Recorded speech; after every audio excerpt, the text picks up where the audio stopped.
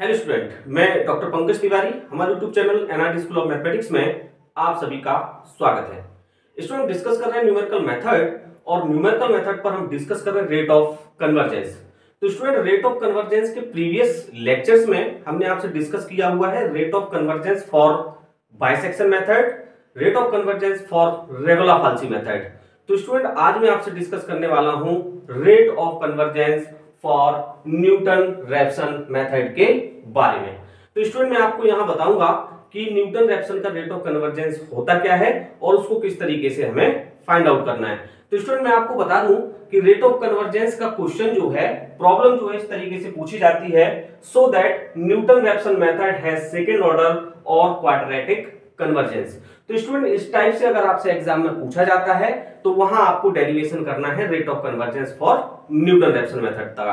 तो आइए स्टूडेंट, हम डिस्कस करते हैं rate of convergence for Newton Raphson method. जैसे कि स्टूडेंट, आप सभी को मालूम है कि न्यूटन रैप्सन मेथड जो है बहुत ही फास्ट वर्क करता है और अपने अप्रोक्सीमेट रूट की तरफ जो है बहुत ही तेजी से हमें लेके जाता है। तो यहां जो है मैं एक ग्राफ के थ्रू आपको बताना चाहूंगा कि हम न्यूटन रैप्सन मेथड में करते क्या थे। ये हमने दो ग्राफ लिए, एक्स एक्सिस और वाई एक्सिस। तो यहाँ स्टूडेंट, ये जो हमने y is equal to F of x is equal to 0, इन दो एक्सिस पे हमने ये ग्राफ ले लिया। तो स्टूडेंट, हमने क्या किया, इसको हमने जो है कुछ ऐसे लिया और इसको मैंने कुछ जो है ऐसे लिया। तो इस पे हमने ये दो पॉइंट ले लिए, पॉइंट हमने ये ले लिया और एक पॉइंट हमने ये ले लिया एक्स एक्सिस पे। क्लियर है?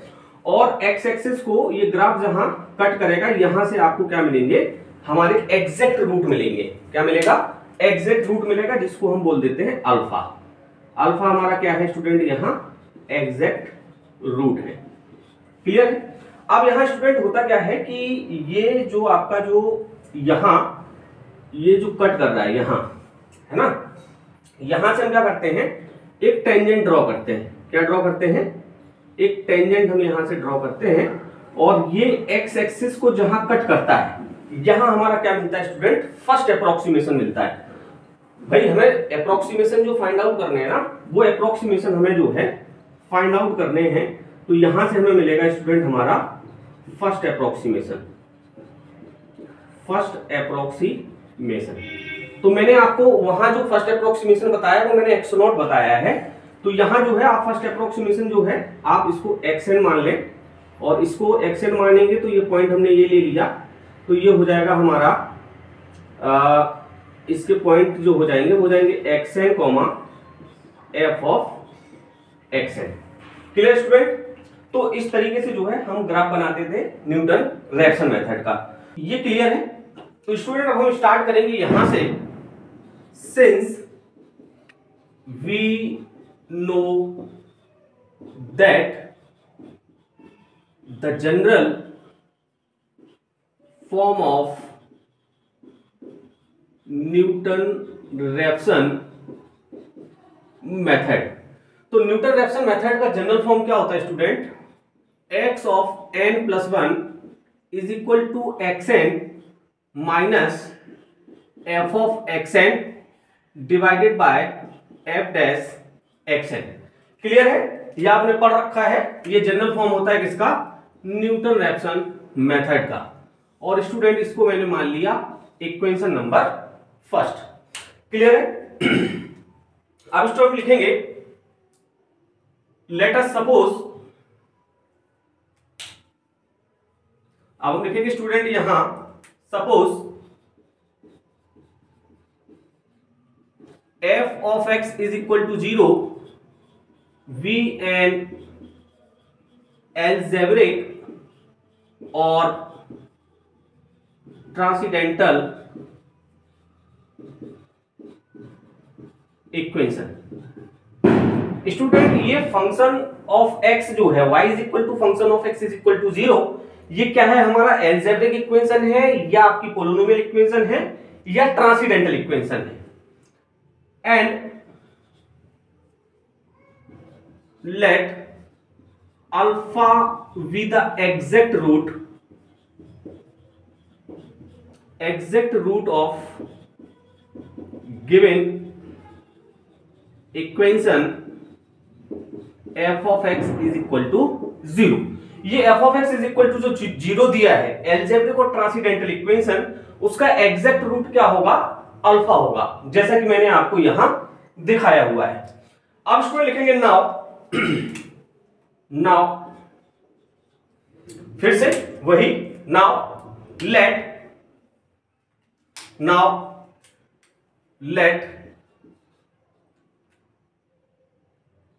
xn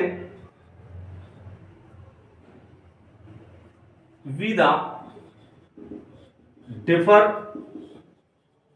from alpha y and error epsilon n। मैंने आपसे कहा कि xn क्या है, डिफर है from alpha by error epsilon n। Then तो स्टूडेंट यहां जो है मैंने आपसे कहा था कि f of x is equal to 0 क्या है, ट्रांसेंडेंटल इक्वेशन है, और अल्फा हमारा क्या है, एग्जैक्ट रूट है गिवन इक्वेशन का। जब f of x is equal to 0 है तो यहां स्टूडेंट हम लिख सकते हैं such that f of alpha is equal to 0। ये बहुत इंपॉर्टेंट है स्टूडेंट, क्लियर है, f of alpha is equal to 0। यहां स्टूडेंट आप लिखते हैं where epsilon n is very small quantity। Small n जो है हमारी बहुत ही स्मॉल क्वांटिटी है, और ये सारी चीजें जो है हमने जितने रेट ऑफ कन्वर्जेंस आपसे डिस्कस किए हैं सभी में जो है ये चीज हमने आपको कॉमन बताई है। तो ये डिफर फ्रॉम अल्फा होगा।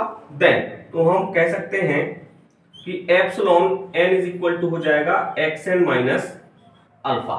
क्लियर है, epsilon n is equal to हो जाएगा xn माइनस अल्फा। तो यहां से स्टूडेंट अगर मैं आपसे कहूं कि xn की वैल्यू मुझे निकालनी है तो xn इज इक्वल टू क्या हो जाएगा, अल्फा प्लस एप्सिलॉन n या एप्सिलॉन n प्लस अल्फा। और इसको स्टूडेंट आपने मान लिया इक्वेशन नंबर, ये फर्स्ट थी, और इसको आप मान लो इक्वेशन नंबर कुछ भी मान लो, ये रोमन में 1 मान लो, ठीक है।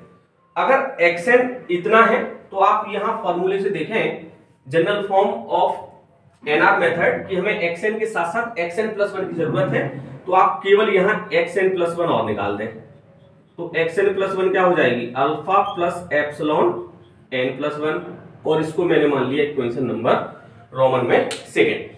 अब स्टूडेंट आपको प्रोसेस पता है, आपने रेट ऑफ कन्वर्जेंस बाइसेक्शन का भी डिस्कस किया है, रेगुलर फाल्सी का भी डिस्कस किया है। हमें क्या करना है, ये इक्वेशन 1 में ये सारी वैल्यू पुट करा देनी है। ये क्लियर स्टूडेंट, इसको मैंने इक्वेशन सेकंड मान लिया। अब स्टूडेंट आप जो है यहां आपको मालूम है कि ये दोनों इक्वेशंस हमें इक्वेशन फर्स्ट में क्या करनी होती हैं, पुट करनी होती हैं। तो लेकिन मैं यहां आपको बताऊंगा सबसे पहले what we have to find out here, मतलब यहां मुझे निकालना क्या है, मुझे निकालना है epsilon n plus 1 is equal to a into epsilon n power k, मुझे ये निकालना है। क्लियर है, जहां वेयर k हमारा क्या होगा, रेट ऑफ कन्वर्जेंस। क्लियर है, तो जैसा कि मैं आपको दोनों मेथड में बता चुका हूं कि मुझे फाइंड आउट ये करके चलना है। क्लियर है, चलिए आप क्या करेंगे स्टूडेंट, ये दोनों वैल्यू में पुट करूंगा इक्वेशन फर्स्ट में, तो लिखेंगे put the value of xn and xn plus 1 in equation first. Clear है, और इसको जो है इक्वेशन हमने फर्स्ट माना था तो इसको मैंने इक्वेशन सेकंड मान लिया। क्लियर है, तो ये जो मैं वैल्यू पुट कर रहा हूं मैं यहां साइड में पुट कर देता हूं, है ना, तो इसको मैं क्लियर कर देता हूं। तो आप ध्यान से देखें कि मैं यहां जो वैल्यू पुट कर रहा हूं वो मैं किस तरीके से पुट करूंगा। देखें, तो यहां जो है xn प्लस 1 की वैल्यू मैं रख रहा हूं, तो ये xn प्लस 1 की वैल्यू है alpha plus epsilon n plus 1 is equal to, अब आप देखें कि यहां लिखा है xn, तो xn की वैल्यू है alpha plus epsilon n, then minus f of xn की वैल्यू है alpha plus epsilon n divided by f dash, और xn की वैल्यू है alpha plus epsilon n। Clear student? तो मैंने इस इक्वेशन फर्स्ट में ये दोनों वैल्यू यहां पुट करा दी। क्लियर है? चलिए अब आपको समझ आ रहा होगा कि यहां से ये अल्फा और ये अल्फा कैंसिल हो गए। ठीक है, तो आपको मिला क्या यहां आपको मिला epsilon n plus 1 is equal to epsilon n minus f of alpha plus epsilon n divided by f dash alpha plus epsilon n। तो स्टूडेंट आपको समझ आया होगा, लास्ट मेथड में मैंने बताया था कि यहां आप क्या करें, टेलर सीरीज अप्लाई कर दें, तो टेलर सीरीज से इसका एक्सपांशन हम कर सकते हैं, क्योंकि ये फंक्शन है और फंक्शन का एक्सपांशन हमने सीखा है मैक्लॉरिन और टेलर से। तो हम लिखेंगे now expand the function by Taylor's series. तो टेलर सीरीज से स्टूडेंट में क्या कर रहा हूं, इसका एक्सपांशन कर रहा हूं। जब मैं इसका एक्सपांशन करूंगा तो एप्सिलॉन n प्लस 1 तो लेफ्ट साइड में बिल्कुल सेफ रहेगा और ये एप्सिलॉन n हमारा रहेगा। यहां जो है मैं इसका एक्सपांड कर रहा हूं, तो आप देखें इसका एक्सपांड जब होगा तो हो जाएगा f of alpha plus epsilon n power 1 upon factorial 1 f dash alpha plus epsilon n का square upon factorial 2 f double dash alpha. और ये अगर विजिबल हो तो आप देख लें, और नहीं विजिबल हो तो समझ ले, मैं इसको आगे एक्सपांड कर रहा हूं, epsilon n power cube factorial 3 और हो जाएगा f triple dash alpha plus and so on. Clear है? एक्सपांशन कर दिया, अगर जो है विजिबल ना हो तो आप समझ जाना। डिवाइडेड बाय इसके नीचे जो है आपका f dash alpha plus epsilon n है, तो इसको भी मैं क्या कर रहा हूं, एक्सपांड कर रहा हूं। तो ये जब एक्सपांड होगा तो f डैश पहले से है, तो यहां स्टार्टिंग होगी f डैश अल्फा से plus epsilon n upon factorial 1। अब f डैश अल्फा आएगा, क्योंकि f डैश अल्फा था तो f डबल डैश अल्फा हो जाएगा plus epsilon n square factorial 2 f triple dash alpha हो जाएगा plus epsilon n power cube factorial 3 dash double dash triple dash. अब आ जाएगा आपका 4 time alpha plus and so on. Clear student? ये visible है, अगर नहीं है तो आप समझ जाना कि आगे की पावर्स में हम क्या कर रहे हैं, इसको एक्सपांड कर रहे हैं। अब स्टूडेंट यहां से आपको देखो, स्टार्टिंग में मैंने आपसे कहा था कि f ऑफ x हमारी क्या है, अलजेब्रिक और ट्रांसेंडेंटल इक्वेशन है, अल्फा हमारा एग्जैक्ट रूट है, तो f alpha is equal to क्या है, 0 है। तो यहां से f अल्फा को हम 0 पुट कर सकते हैं। तो हम लिखेंगे since we know that f of alpha is equal to 0, यह हमें मालूम है। एंड अब देखो स्टूडेंट क्या है कि मैंने आपसे कहा था कि आप देखें यहां कि एप्सिलॉन n जो है क्या है, वेरी स्मॉल क्वांटिटी है। तो ये देखें एप्सिलॉन n का स्क्वायर एप्सिलॉन n का क्यूब 4 5 और ये एक इनफाइनाइट सीरीज है। तो यहां जो है हायर पावर को हम क्या कर देंगे, नेग्लेक्ट कर देंगे, क्योंकि एप्सिलॉन n हमारा क्या है, वेरी स्मॉल क्वांटिटी है। तो हम लिख देंगे एंड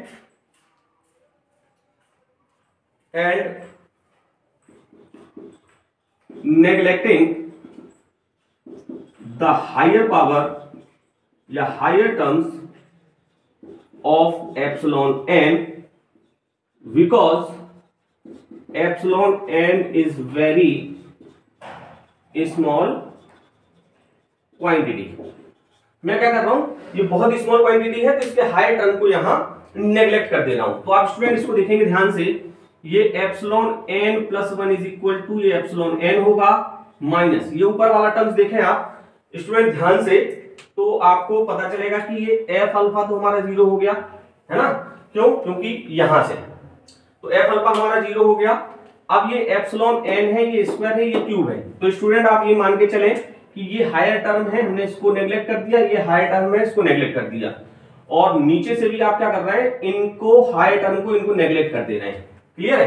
तो इनको नेग्लेक्ट करने के बाद आपके पास जो बच रहा है वो आप देखें, यहां से आपके पास बच रहा है epsilon n f dash alpha, बाकी की चीजें आपकी नेग्लेक्ट हो गई, तो इनफाइनाइट सीरीज में से केवल हमें एक ये वाला टर्म मिला। डिवाइडेड बाय स्टूडेंट आप देखें नीचे f डैश अल्फा आपको बच रहा है, f डैश अल्फा मैंने लिख दिया है ना, क्योंकि f अल्फा 0 है, f डैश अल्फा 0 नहीं है। और ये सारे टर्म्स निगलेक्ट करने के बाद हमें यहां से मिला एप्सिलॉन एन और फैक्टोरियल 1 1 ही होगा और ये हो जाएगा F double dash alpha. Clear student? तो इतना मैंने कर दिया। अब इसके बाद आप देखें ध्यान से कि यहां से हमें जो है क्या मिल रहा है, मिल रहा है epsilon n minus epsilon n f dash alpha and divided by this. तो ऐसा लग रहा है कि इसका जो है अगर मैं एलसीएम ले लूं तो कुछ फायदा हमें जो है हो सकता है। तो ये epsilon n plus 1 is equal to, यहां देखें स्टूडेंट, यहां देखें मैं इसका एलसीएम ले रहा हूं। जब इसका एलसीएम लूंगा तो ये हो जाएगा f dash alpha plus epsilon n f double dash alpha. तो इसका जो है मल्टीपल होगा, इसमें मल्टीपल होगा तो मैं अलग अलग कर देता हूं, epsilon n f dash alpha. अब इसका इसमें होगा तो हो जाएगा plus epsilon n f double dash alpha, और ये माइनस का टर्म जो है मैं सेम लिख देता हूं, minus epsilon n f dash alpha.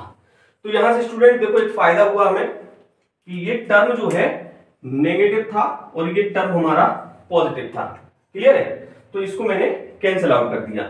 अब यहां से आप देखेंगे कि आपको मिला क्या, आपको मिला epsilon n plus 1 is equal to, यहां से मिल रहा है student epsilon n f double dash alpha और डिवाइडेड बाय नीचे से मुझे मिला f dash alpha plus epsilon f double dash alpha. Clear है? तो इसके आगे का सॉल्यूशन जो है इसको क्लियर करना पड़ेगा, तो इसको मैं क्लियर कर देता हूं। क्लियर है ना? कोई दिक्कत नहीं है, इसका आप चाहे तो स्क्रीनशॉट ले लें, है ना। चलिए मैं इसको क्या करता हूं, यहां से साफ करता हूं। तो इसके बाद स्टूडेंट जो है देखते हैं, ये लिखा है एप्सिलॉन एन प्लस 1 और ये एप्सिलॉन एन लिखा है, तो इसको मैं यहां नीचे ले आता हूं। तो इसको मैं लिख सकता हूं epsilon n plus 1 divided by epsilon n is equal to, अब यहां जो है ऊपर मिल रहा है मुझे एफ डबल डैश अल्फा और डिवाइडेड बाय, यहां से स्टूडेंट मैं एफ डैश अल्फा को कॉमन ले रहा हूं। एफ डैश अल्फा जब मैंने कॉमन लिया तो आप नीचे देखें आपको क्या मिल रहा है, 1 प्लस, नीचे मिल रहा है आपको 1 plus epsilon n f double dash alpha divided by f alpha. Clear student? चलिए तो इसको स्टूडेंट क्या करें, हम इस वाली क्वांटिटी को ऊपर लेके चलते हैं, है ना, तो इनवर्स में हो जाएगा। तो epsilon n plus 1 divided by epsilon n is equal to, ये हो गया f double dash alpha divided by f dash alpha, ये और ये ऐसा लिख सकते हैं। इसको मैं ऊपर लेके जाता हूं तो ये हो जाएगा 1 plus epsilon n f double dash alpha divided by f alpha का इनवर्स। क्लियर है? ऐसा इसलिए किया क्योंकि स्टूडेंट ये जो है मैंने टर्म बना दिए किसके, 1 प्लस एक्स की power n, sorry 1 plus x की पावर एन। तो ये देखें आप, ये हो गया 1 प्लस, और ये टोटल टर्म को मैंने क्या मान लिया, एक्स मान लिया। तो इसको मैं एक्सपांड कर रहा हूं किससे, बायनोमियल से। तो लिखेंगे नाउ बाय बायनोमियल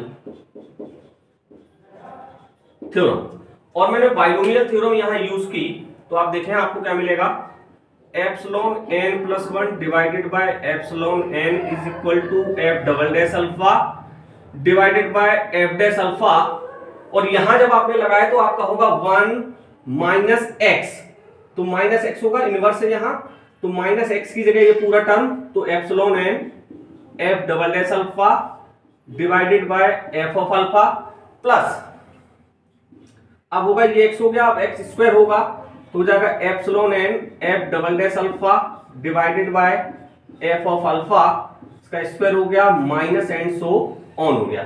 क्लियर है? अब स्टूडेंट आप देखें कि ये क्वांटिटी भी आपकी क्या है, बहुत ही स्मॉल क्वांटिटी है, क्योंकि मैं बता चुका हूं कि एप्सिलॉन एन जो है बहुत ही स्मॉल क्वांटिटी है।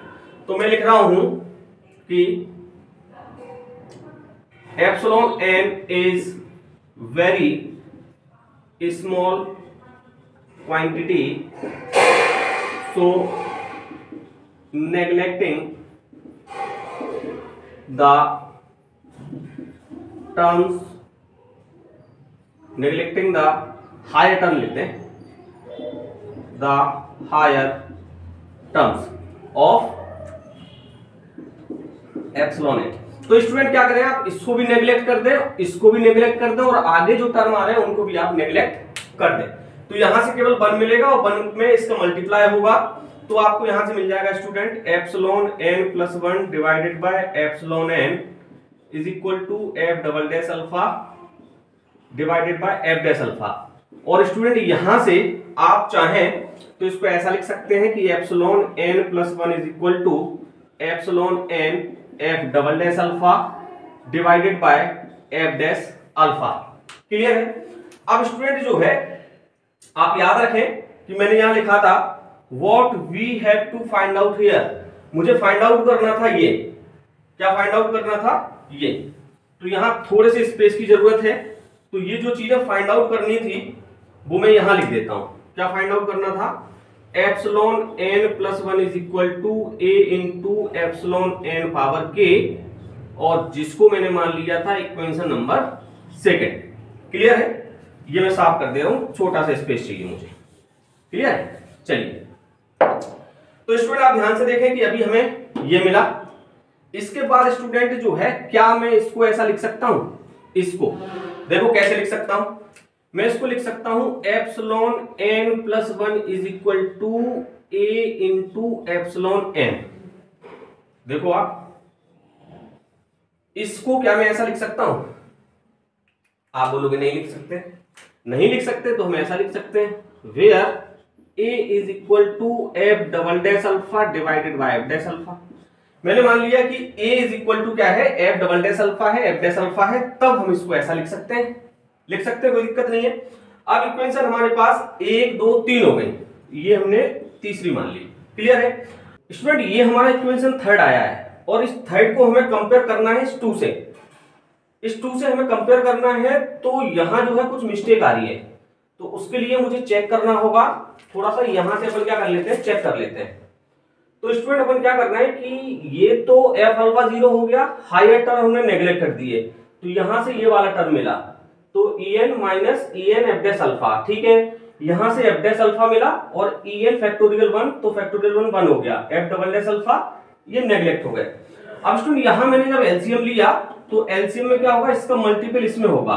तो पहले en का मल्टीपल मैंने इसमें किया, तो en एफ डैश अल्फा हुआ, फिर मैं en का मल्टीपल जो है इसमें कर रहा हूं। तो स्टूडेंट ध्यान से देखें, एक en यहां था और एक en यहां था, तो en स्क्वायर होगा, जबकि अपन ने en लिखा है, तो यहां होगा en स्क्वायर। इसको आप करेक्ट कर लें, en स्क्वायर यहां होगा, तो en स्क्वायर आपको यहां मिलेगा।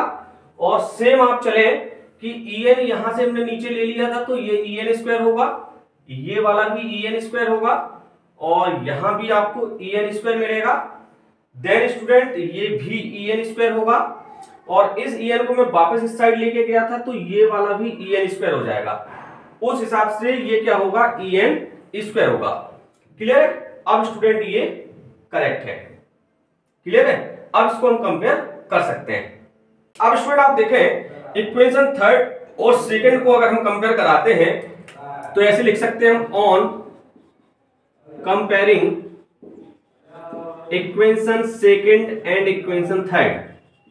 इसको अगर मैं कंपेयर कराता हूं, तो आप देखें सीधा सीधा आप लिख सकते हैं, सीधा सीधा आप लिख सकते हैं k इज इक्वल टू 2, ऐसा लिख दें, on comparing equation second and third we get k is equal to 2। Clear है स्टूडेंट? ये थोड़ा सा आप यहां करेक्ट कर लेना, अगर आपने नोट डाउन कर लिया हो कि यहां करेक्शन था, ये स्क्वायर में चल रहा था, है ना। तो k इज इक्वल टू 2 आया, तो हम लिखेंगे hence the rate of convergence for Newton Raphson method is 2 और क्वाड्रेटिक, है ना, या तो क्वाड्रेटिक होगा या 2 होगा। तो स्टूडेंट ये जो है गेट में ऑब्जेक्टिव में भी पूछा जाता है कि न्यूटन रैप्सन मेथड का रेट ऑफ कन्वर्जेंस क्या होता है, लीनियर होता है, क्वाड्रेटिक होता है, तो क्या होता है, क्वाड्रेटिक होता है। तो आई होप आपको समझ आया होगा कि न्यूटन रैप्सन मेथड के रेट ऑफ कन्वर्जेंस को हमें किस तरीके से फाइंड आउट करना है। स्टूडेंट अगर जो है जरूरत पड़ती है तो इसके जो है कुछ प्रॉब्लम सॉल्व करा दूंगा। एग्जाम्पल के तौर पर किस तरीके से रिलेटेड क्वेश्चन पूछ लेते हैं, अगर आपको लगे तो आप जो है कमेंट्स करके बताना, तो इसकी प्रॉब्लम भी जो है मैं एक आध सॉल्व आपको करा दूंगा। तो मेरी तरफ से यहाँ जो है रेट ऑफ कन्वर्जेंस आपका बाइसेक्शन का, रेगुलर-फाल्सी का और न्यूटन रैप्सन का जो है फिनिश हो चुका है। आई होप आपको वीडियो पसंद आ रहे होंगे। वीडियो अगर आपको पसंद आ रहे हैं तो स्टूडेंट इनको लाइक करें, चैनल आपने सब्सक्राइब नहीं किया है तो उसको कर लें, और हाँ दोस्तों के साथ इनको शेयर करते रहें और देखते रहें NIT school of mathematics. Thank you guys.